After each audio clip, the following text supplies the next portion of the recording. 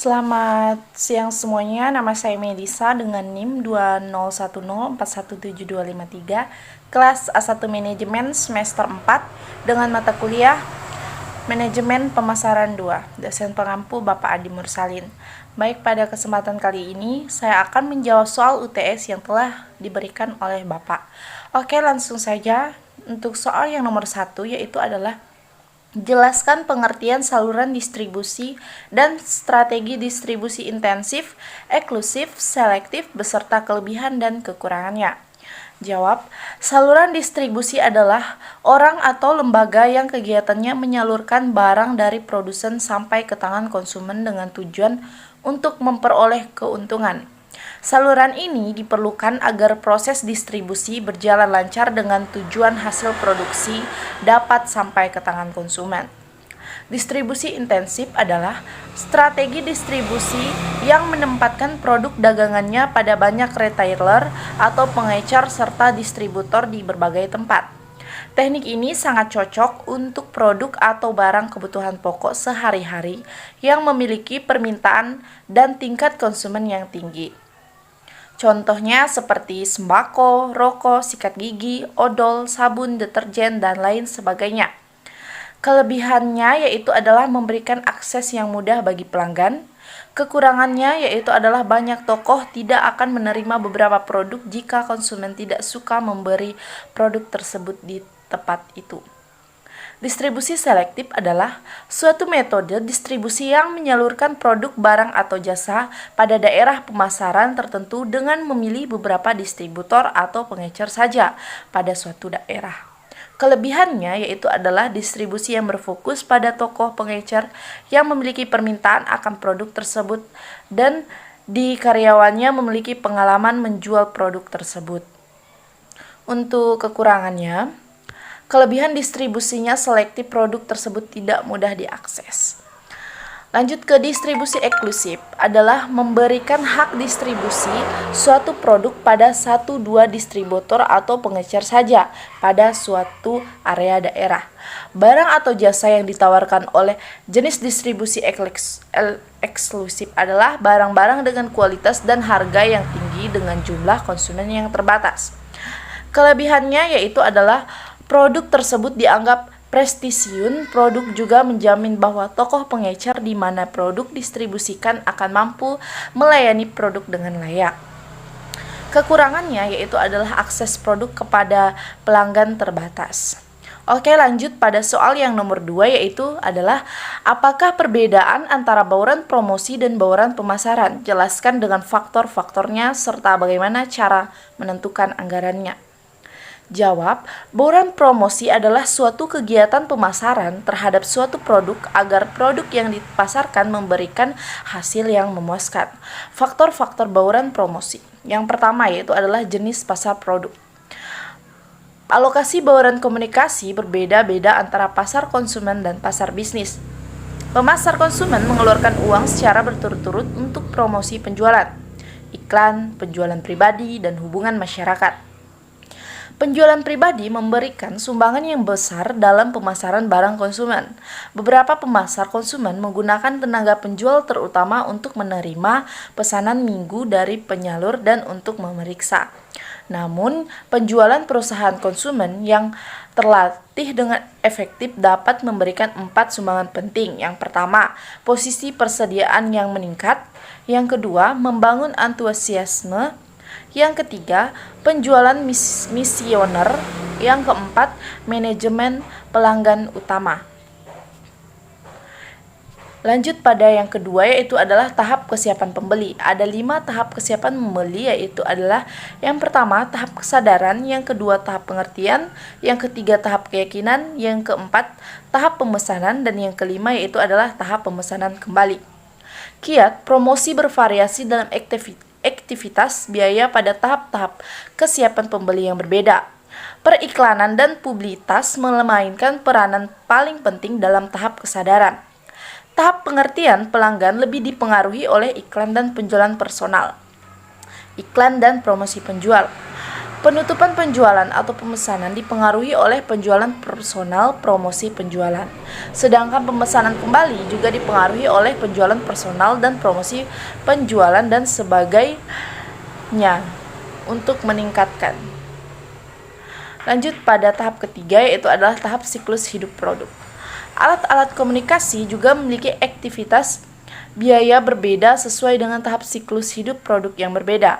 Ada 4 tahap siklus hidup produk, yaitu yang pertama tahap perkenalan, di mana iklan dan pemberitaan memiliki tingkat efektivitas biaya tertinggi. Disusul penjualan pribadi untuk memperoleh jangkauan distribusi dan promosi, penjualan untuk mendorong konsumen mencobanya. Yang kedua, tahap pertumbuhan, di mana permintaan mempunyai momentumnya sendiri melalui cerita dan dari mulut ke mulut. Tahap yang ketiga yaitu adalah tahap kemapanan. Secara berturut-turut, promosi penjualan, iklan, dan penjualan pribadi semuanya makin berperan penting. Tahap yang keempat yaitu adalah tahap kemunduran, yang dimana promosi penjualan tetap berperan kuat, alat-alat komunikasi berkurang, dan wiraniaga hanya memberikan sedikit perhatian pada produk tersebut. Bauran pemasaran ialah seperangkat alat pemasaran yang digunakan untuk mencapai tujuan pemasaran dalam memenuhi target. Faktor-faktornya yaitu yang pertama adalah produk, merupakan bentuk penawaran yang ditunjukkan untuk pemuasan kebutuhan dan keinginan pelanggan. Yang kedua yaitu adalah harga, di mana bauran harga berkenaan dengan kebijakan, strategi, dan taktis seperti tingkat harga, struktur diskon, syarat pembayaran, dan tingkat diskriminasi harga di antara berbagai kelompok pelanggan.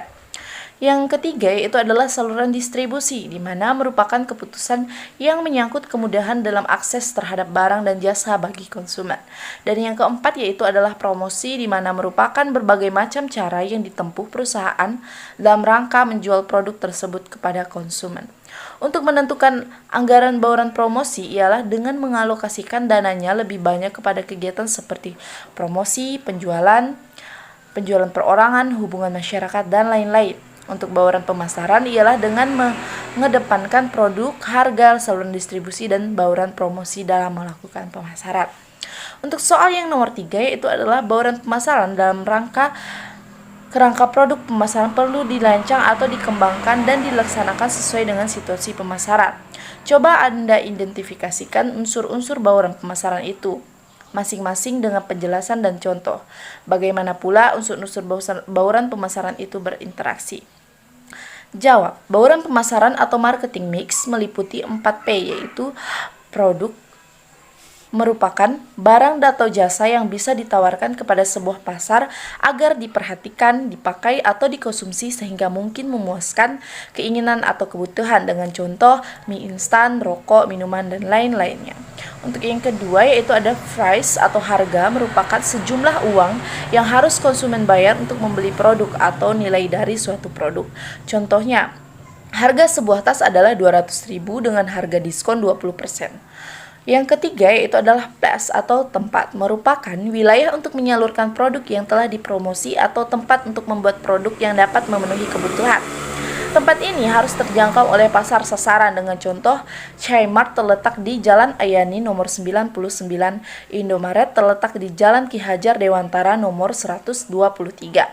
Yang keempat yaitu adalah promotion atau promosi, merupakan kegiatan untuk memperkenalkan produk kepada pasar sasaran, dengan contoh promosi melalui radio, surat kabar, mulut ke mulut, dan lain-lainnya. Bauran pemasaran sendiri merupakan hasil kolaborasi 4 unsur yang terdiri atas produk, harga, promosi, dan distribusi, atau dikenal dengan 4P, yaitu adalah produk, price, promotion, dan place. Oke, yang nomor 4, soal nomor 4 yaitu adalah silahkan buka link YouTube ini. Siapa pembicara dalam video ini? Sebutkan dan jelaskan teori-teori yang dibicarakan oleh pembicara tersebut dalam video tersebut. Jawab. Pembicara dalam video ini adalah Hendy Afrianto. Beliau membahas tentang pengembangan produk. Pengembangan produk atau product development adalah sebuah upaya yang dilaksanakan oleh pihak perusahaan dalam rangka menambah manfaat, ciri, desain, dan lain pada barang dan jasa. Tujuan pengembangan produk yaitu adalah memenuhi kebutuhan baru dan memperkuat reputasi perusahaan serta mempertahankan daya saing terhadap produk yang sudah ada. Jenis pengembangan produk yang pertama yaitu adalah memperbaiki yang sudah ada serta memperluas lini produk.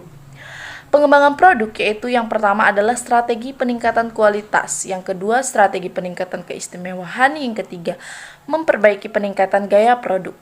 Tahapan pengembangan produk yang pertama yaitu adalah pemunculan gagasan, yang kedua yaitu adalah penyaringan gagasan, yang ketiga pengembangan dan konsep pengujian, yang keempat pengembangan strategi pemasaran, dan yang kelima analisis bisnis, yang keenam mengembangkan produk, yang ketujuh pengujian pasar, dan yang kedelapan yaitu adalah komersialisasi.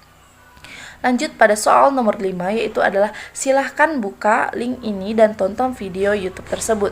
Siapa pembicara dalam video itu? Sebutkan dan jelaskan teori-teori yang dibicarakan oleh pembicara tersebut dalam video tersebut. Oke, jawab video yang ini yaitu adalah pembicaranya yaitu sama Hendy Aprianto, di mana produk adalah sesuatu yang ditawarkan ke pasar untuk mendapatkan perhatian, dibeli, dipergunakan, dan yang dapat memuaskan keinginan atau kebutuhan konsumen. Berdasarkan bentuknya, produk dibedakan menjadi dua macam, yaitu berupa barang dan jasa. Tingkatan produk sendiri adalah istilah untuk membagi atau mengklasifikasikan suatu produk berdasarkan manfaat atau kegunaannya. Contoh dari tingkat produk yang paling mudah adalah analogi dari pembelian suatu HP. Untuk membeli suatu HP, pastinya kita akan mencari yaitu cerminan dari tingkat suatu produk. Tingkatan produk terbagi menjadi 5 tingkat, yaitu adalah yang pertama, core produk, basis produk, expected produk, augmented produk, potential produk. Untuk core produk adalah produk utama atau manfaat utama. Basis produk adalah produk utama atau dasar, namun ada alternatif pilihan yang ditawarkan customer. Dalam hal ini sudah bisa membandingkan produk mana yang lebih bisa meyakinkan. Sedangkan explicit produk atau produk harapan adalah produk yang didasari suatu keinginan atau imajinasi seseorang. Lanjut pada augmented produk atau produk dengan nilai lebih adalah expected produk yang ditambah value lain untuk membuat customer lebih tertarik. Potensial produk atau produk masa depan artinya memiliki harapan di masa yang akan datang. Produk-produk ini sangat bergantung pada bagaimana seseorang marketing membuat orang yakin bahwa ini adalah sebuah investasi di masa depan. Contohnya adalah membeli rumah untuk investasi ke depan. Lanjut pada soal nomor 6 yaitu adalah silahkan buka link ini dan tonton video tersebut. Siapa pembicara dalam video itu dan sebutkan serta jelaskan teori-teori yang dibicarakan oleh pembicara dalam video tersebut. Video tersebut di sini ada 2. Untuk yang pertama, video pertama itu adalah pembicaranya Ibu Liris Windia. Penjelasan tentang penyebaran fungsi kualitas, di mana adalah sebuah perencanaan dan rutinitas komunikasi yang fokus pada kemampuan dalam organisasi. Penyebaran fungsi kualitas metodologi terbagi atas 4 fase. Yang pertama product planning, yang kedua part development, yang ketiga process planning, dan yang keempat yaitu adalah production planning. Host of Equality adalah sebuah matriks yang digunakan untuk menerjemahkan kebutuhan konsumen ke dalam karakteristik desain produk. Yang termasuk dalam karakteristik desain produk adalah karakteristik teknis, respon teknis, karakteristik kualitas, respon kualitas, atau kualitas technical parameter. The host of equality terbagi atas 6 matriks, yaitu adalah matriks VOC, matriks planning, matriks technical response, dan selanjutnya adalah hubungan antara teknik respon dan VOC. Technical correlation, technical matrix. Oke, pembahasan selanjutnya itu produk atribut. Produk atribut merupakan creativity, teknik marketing, hashtag atau customer research, complaining, dan referral turn analysis, dan seterusnya. Oke, lanjut pada pembahasan selanjutnya yaitu dengan pembicara Iding Roshidin, di mana pembahasan yang ini yaitu tentang pemasaran politik atau political marketing. Marketing itu berkaitan dengan pengidentifikasian dan pemenuhan kebutuhan manusia dan sosial. Political marketing atau pemasaran produk adalah penerapan teknikal dan konsep marketing dalam kehidupan politik. Misalnya, konsep produk yang populer dalam bisnis atau ekonomis ini dipakai dalam politik, seperti barang-barang yang kita butuhkan, contohnya sabun, sampo, sikat gigi, pasta gigi, dan lain sebagainya. Elemen pemasaran terdiri dari customer, product, promotion, distribution, dan price. Untuk produk itu terdiri dari barang dan jasa, tetapi dalam politik produk terdiri dari 3 partai politik, yaitu personal atau orang dan kebijakan-kebijakan yang dikeluarkan. Yang kedua, price atau harga. Price atau harga itu terkait pada barang dan jasa. Jadi semakin barang itu berharga, maka harganya pun makin semakin tinggi. Sedangkan dalam dunia politik sama saja nilai atau harga ada pada produk politik. Misalkan seorang tokoh politik itu juga akan menaikkan nilainya di mata publik atau konsumen.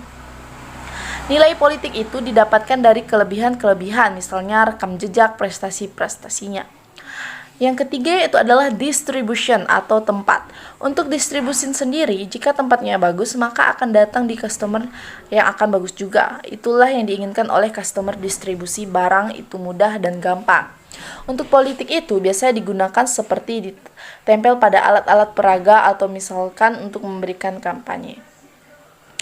Lanjut, yaitu adalah promotion. Jika barang yang mempunyai kompetisi yang tinggi, maka promosilah yang menjadi sesuatu yang penting, baik promosi secara langsung maupun tidak langsung, seperti melalui media massa.